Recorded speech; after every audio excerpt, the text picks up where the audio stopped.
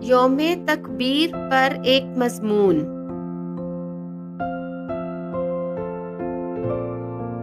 یوم تکبیر ہر سال 28 مئی کا دن پاکستان میں یوم تشکر اور یوم تکبیر کے طور پر منایا جاتا ہے۔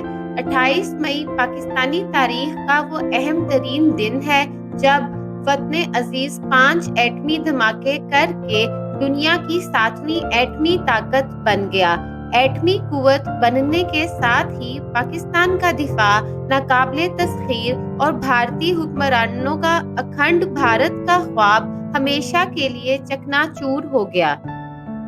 بلوچستان کے ضلع چاغی کے راسکوہ پہاڑی سلسلے میں واقع کمبر پہاڑ کے دامن میں ایٹمی دھماکے کر کے پاکستان نے اسلامی دنیا کی پہلی ایٹمی قوت بننے کا بھی اعزاز حاصل کیا۔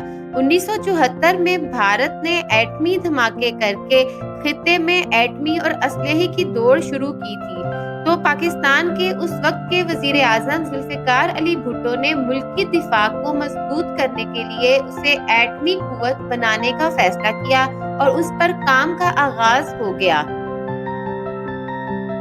بھارت نے مئی 1998 میں ایک بار پھر ایٹمی دھماکے کیے اور اس کے بعد تو جیسے وہ خطے کی سپر پاور بن گیا اور اس نے ہر سطح پر پاکستان کے لیے دھمکی آمیز لہجے کا استعمال شروع کر دیا، جس کے جواب میں 28 مئی 1998 کو اس وقت کے وزیر اعظم میاں محمد نواز شریف نے تمام تر عالمی دباؤ کے باوجود چاغی میں 5 دھماکے کر کے بھارتی برتری کا خاتمہ کر دیا اور پاکستان کے دفاع کو ناقابل تسخیر بنا دیا۔